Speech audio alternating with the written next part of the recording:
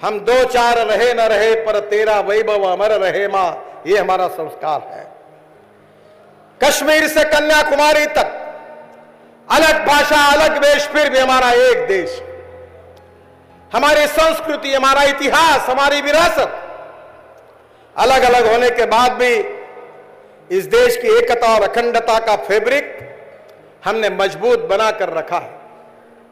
बहनों और भाइयों, हम इस बात को, देश को नहीं दुनिया को स्वीकार करना होगा कि यूपीए के सरकार में आतंकवादियों के साथ तुष्टीकरण होता था, आतंकवादियों को गौरवान्वित किया जाता था। इतना ही नहीं तो वोट बैंक पॉलिटिक्स के लिए बटाला हाउस में मारे गए पुलिस अधिकारियों के घर पर कोई नहीं गए, पर जो आतंकवादी मारे गए उनके घर में सांत्वना देने के लिए कांग्रेस के नेता पहुंच गए। यहां तक चरम सीमा पहुंची थी। हमारे सरकार की सबसे बड़ी विशेषता है कि पाकिस्तान ने हमारे साथ जो प्रॉक्सी वॉर शुरू की है, कि 3 बार लड़ाई में हारने के बाद उनको इस बात का पता चल गया कि हम हिंदुस्तान को हरा नहीं सकते, इसलिए आतंकवाद को और आतंकवादियों को हिंदुस्तान में एक्सपोर्ट करो और हिंदुस्तान की कानून और व्यवस्था को समाप्त करो, हिंदुस्तान को धार्मिक सांप्रदायिकता के आधार पर दंगे फसाद करो और हिंदुस्तान को कानून व्यवस्था को बिगाड़कर हिंदुस्तान को अस्थिर बनाओ।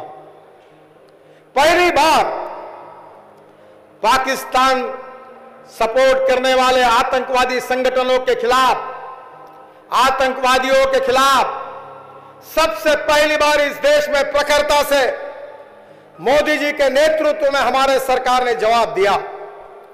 हम शांति चाहते हैं, हम अहिंसा के समर्थक हैं।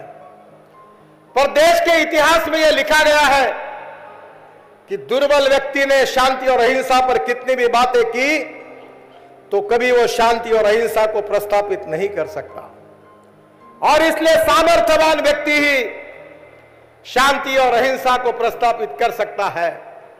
और इसलिए जो आतंकवाद का सहारा लेंगे, जो देश की अखंडता को तोड़ने की कोशिश करेंगे, जो निरपराध व्यक्तियों की हत्या करेंगे, जो बॉम्ब ब्लास्ट जैसे कार्रवाई करेंगे, ऐसे आतंकवादियों का जवाब ईंट का जवाब पत्थर से देंगे। इस बात को हमने जिक्र करके उसका अनुकरण करके दिखाया। कल अध्यक्ष जी ने अपने भाषण में बताया कितने आतंकवादियों को मारा गया। बहनों और भाइयों, इस देश के भूमि पर हम किसी प्रकार का भी आतंकवाद को सहन नहीं करेंगे। आतंकवाद और आतंकवादियों को हम कुचलेंगे। ये बात हमने हमारे प्रभावी कार्यों से सिद्ध करके दिखाई। जो माओवादी नक्सलवाद था, जिसके कारण भी बहुत गंभीर समस्याएं खड़ी हुई थी, अलगाववादी ताकतें नॉर्थ ईस्ट में हो, माओवादी ताकतें हमारे छत्तीसगढ़, महाराष्ट्र, आंध्र प्रदेश, तेलंगाना से लेकर अनेक जगह फैलाने की कोशिश हो रही थी। इन सब बातों पर हमने बड़े कठोरता से इसका सामना किया।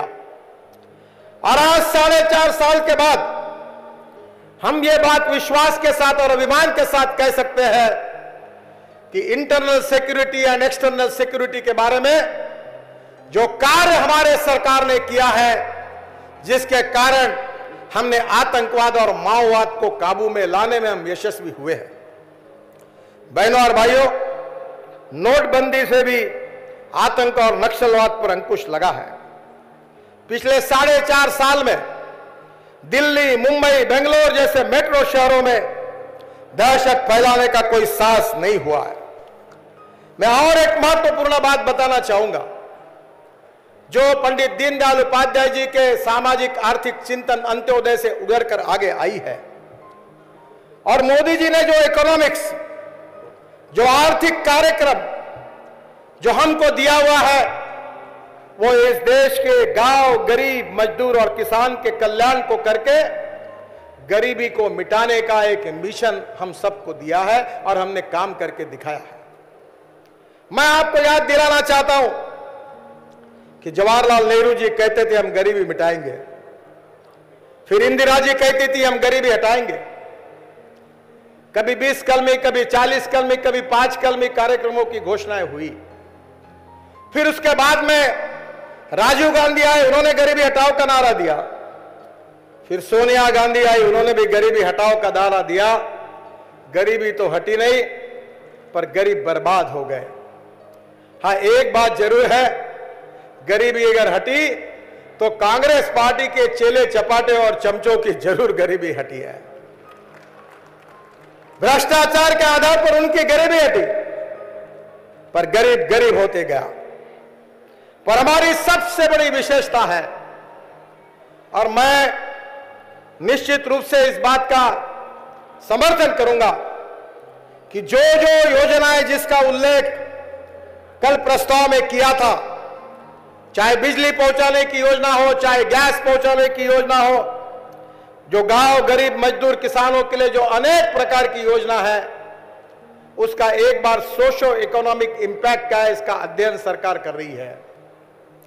और मैं विश्वास के साथ कह सकता हूं कि 4.5 साल में गैस पहुंचाने के बाद, बिजली पहुंचाने के बाद, सोशल हेल्थ इंश्योरेंस की आयुष्य योजना के बाद जो गरीबों के जीवन में बदलाव आया है, निश्चित रूप से अब गरीबी रेखा के ऊपर स्वाभिमान से जीने वाले लोगों की संख्या बढ़ रही है। सामाजिक परिवर्तन हो रहा है, आर्थिक परिवर्तन हो रहा है। केवल घोषणाएं नहीं हो रही है, तो देश के 60 करोड़ से ज्यादा गरीब लोगों को हमारे योजना से डायरेक्ट बेनिफिट मिला है। यह डायरेक्ट बेनिफिट मिलने से निश्चित रूप से गरीबी जो स्थिति थी वो बदलने में हम निश्चित रूप से कामयाब होंगे। मुझे याद है वो दिन जब पहली बार संसद में प्रधानमंत्री मोदी जी आए थे। आने के पहले उन्होंने द्वार पर नीचे झुककर दंडवत करने के बाद जब वो पार्लियामेंट के सेंट्रल हॉल में आए थे, तो उन्होंने पहली बात कही थी कि मेरी सरकार, मैं देश के गरीबों को समर्पित कर रहा हूं। देखो, भाषण में तो बहुत सी बातें आती हैं। There is a difference between letter and spirit. बात तो हुई, पर स्पिरिट में आज तक भी देश में पंडित जवाहरलाल नेहरू से लेकर इंदिरा गांधी तक उन्होंने गरीबी हटाओ की बात की, पर नहीं हटी। पर जब मोदी जी ने कहा कि मेरी सरकार में गरीबों को समर्पित कर रहा हूं, तो मैं देश के अर्थशास्त्रियों को, मैनेजमेंट एक्सपर्ट्स को, मैं इस देश के चिंतकों को, पत्रकारों को नम्रतापूर्वक अनुरोध करता हूं कि 4.5 साल में जो सामाजिक कल्याण की, गांव गरीब मजदूर किसान के कल्याण की योजनाएं हमने जो शुरू की, जिसके ऊपर जो अमल किया है, उसका परफॉर्मेंस ऑडिट आप करिए। बेनिफिशियरीज की संख्या निकालिए। प्रधानमंत्री आवास योजना से लेकर रोजगार किसको मिला, संख्या निकालिए, और वैज्ञानिक आधार पर ऑडिट करके बताइए कि कितनी लोगों को राहत मिली है। बहनों और भाइयों, कथनी और करनी में अंतर होता था। पहली बार कथनी और करनी में कोई अंतर नहीं है। जो कहा वो करके दिखाया, जो दिखाया वही कहा, और जो किया वो आपके सामने है।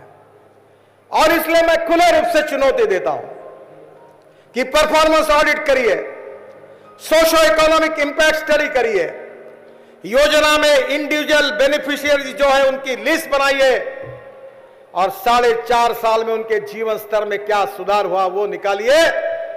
हमने पहली बार, मेरी सरकार जो गरीबों के लिए काम करेगी, जो बात मोदी जी ने की थी वो केवल बात नहीं थी, तो हमने खुद इस बात को अपने कार्यक्रमों के द्वारा सिद्ध करके दिखाया।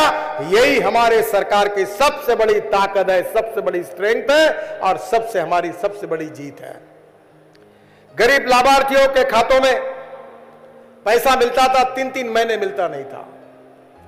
पैसे दिए बिना गरीबों को अनुदान नहीं मिलते थे। करीब डायरेक्ट बेनिफिट ट्रांसफर के द्वारा 5,68,000 करोड़ रुपए ट्रांसफर किए गए, जिससे करीब 90,000 करोड़ रुपए बिचौलियों से बचाए गए। बहनों और भाइयों, पहली बार देश के इतिहास में गरीबों के लिए, गरीबों के बैंकों में अकाउंट नहीं थे। हमारी जनधन योजना के द्वारा 33.66 यानी करीब 34 करोड़, जो 3.5 करोड़ केवल खाते थे, 34 करोड़ खाते खोले गए और जिसमें 53% महिलाएं हैं, 62% खाते ग्रामीण और अर्ध शहरी क्षेत्र में है।